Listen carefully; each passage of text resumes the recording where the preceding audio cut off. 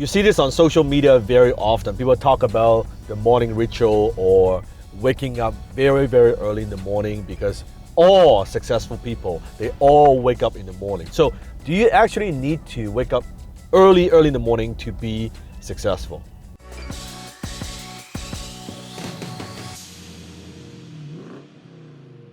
That's one of the problems with people don't know how to filter advice. Now, are there a lot of people who are successful who wake up in the morning? Absolutely.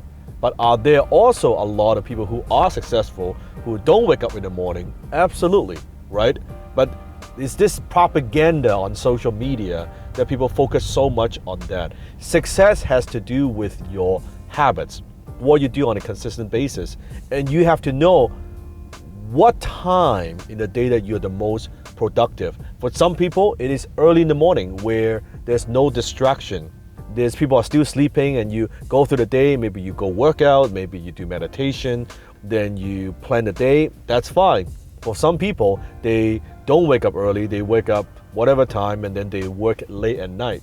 They're more like a night owl. I'm more like a night owl. I find that I'm the most creative late at night when it's quiet, when there's no noise, right? When there's not a lot going on. I find that those quiet times sometimes become my thinking time. So that's what works for me. I think you need to find what works for you.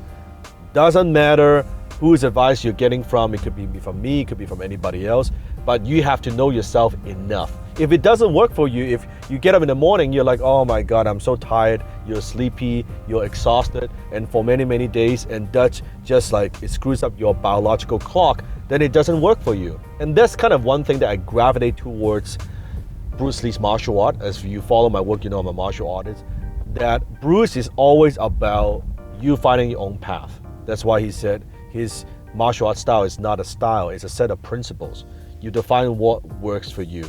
Absorb what is useful, reject what is useless, and add what is eventually on your own. So sometimes it's just as useful knowing what advice not to follow compared to advice that you should follow. You have to try it out. Don't take anything, just say, oh, that is the only way to do it. No, you gotta find your own path. You gotta find what works for you. Go ahead, watch my other Boston and Bentley videos. A lot of questions are being answered in those videos. So go check out this season.